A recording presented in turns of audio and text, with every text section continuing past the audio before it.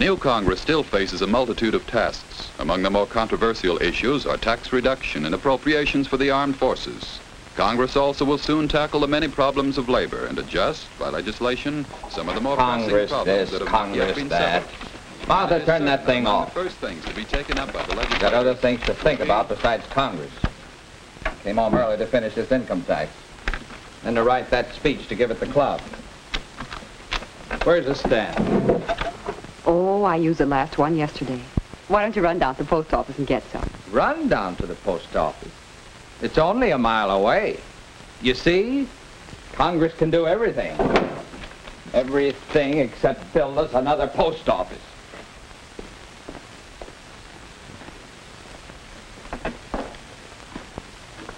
Two threes and an air, Mayor. Afternoon, Bentley. Hello, Williams. Suppose you're going down to register. Register? For what? Why? For the congressional elections this fall. Don't forget, we want Pierce for Congress. Pierce for Congress? Yeah. I don't care a hang who gets to Congress. Yes, but What's Congress ever given me except a lot of trouble? Like this income tax. Has Congress given us the new post office we need? well, but No. You know what I think? I think we'd all be better off if there wasn't any Congress. Hereby declare this Congress to be suspended indefinitely. Stamps? The man who wants to buy stamps. There aren't any more stamps. Can't you read? Congress is gone. So is the postal system. The Williams Postal Service will deliver letters for $1 an ounce. But not these dollars. United States money is no good. See, Congress had the power to issue money, but no more. Only New York money is good here. Go over to the currency exchange, Bentley, and take your letters. But don't bother about mailing this income tax. There's nobody to collect federal taxes. Oh, yes. Lots of things are different without the powers of Congress. You'll see. Pretty, aren't they? You see, every state is printing its own money now. You remember? Oh, you don't believe it about Congress being suspended? Well, go ahead. Go to Washington. See for yourself. A round-trip ticket to Washington? That'll be 600 New York dollars. That's right, Bentley. You're catching on.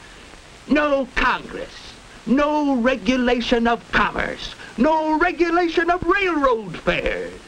Oh, you don't like it. You want to take it to court. Go ahead. Don't be so surprised, Bentley.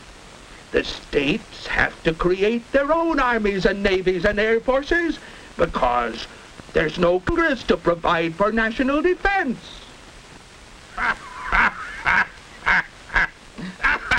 Complaining about that high railroad fare is useless, Bentley.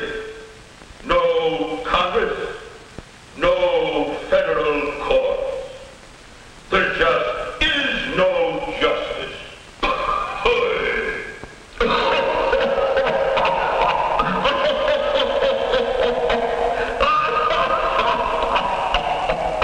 Well, back at the old office, eh, Bentley? Just in time for your check. Oh, yes, it's more than usual.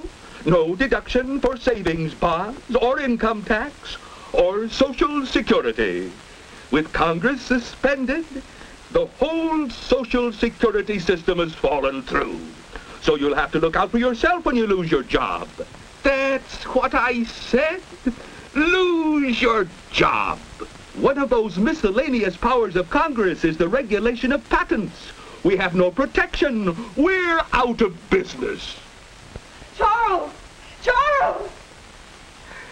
Oh, Charles, we're being put out on the street. The state bank foreclosed on our house. They said the National Housing Act was null and void, and our FHA loan was no good. And Charles!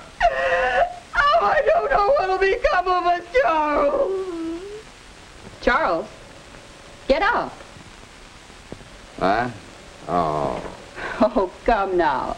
Don't tell me that little walk to the post office tired you out. Post office? What post office? I mean, with Congress suspended and... Oh, what a dream. Martha, that's it. What? Now I know what to put in my speech for the club.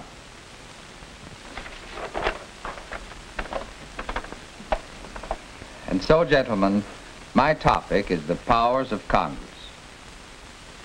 None of us ever hesitates to criticize Congress at every opportunity. But how many ever stop to think about the broad powers of Congress and how these powers affect every one of us? The importance of Congress can be seen when we note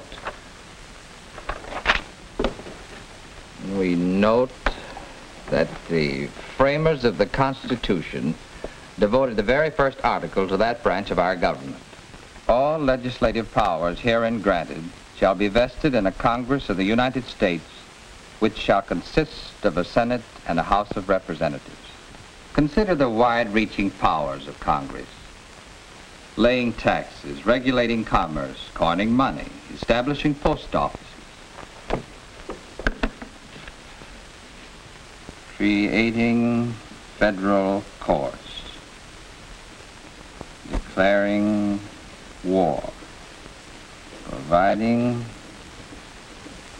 an army and navy, and making all laws necessary for carrying out those powers.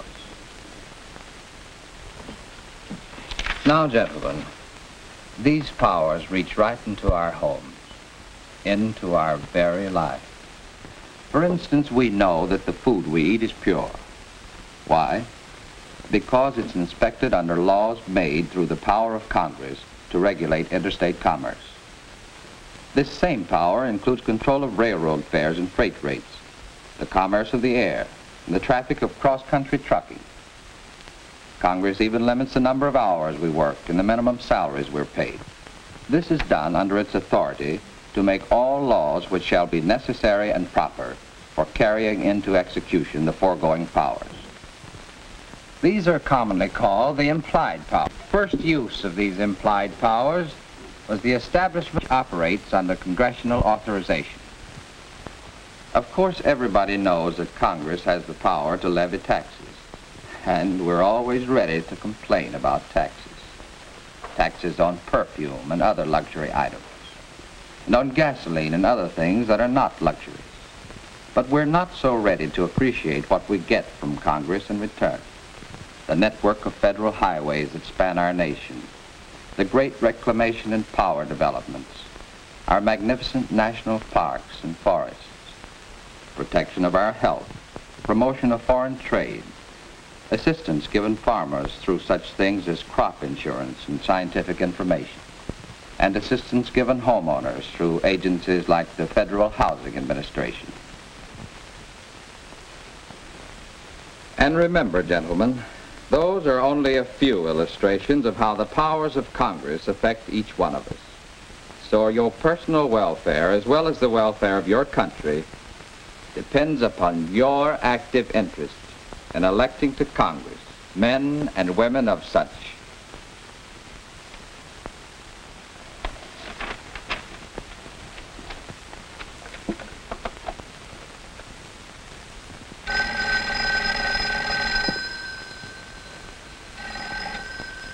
Hello? Oh, Bentley, how are you? Fine, just fine. Say, I'm going down in the morning to register. I was wondering if you'd like to ride down with me. I want to talk to you about this man Pierce. Pierce?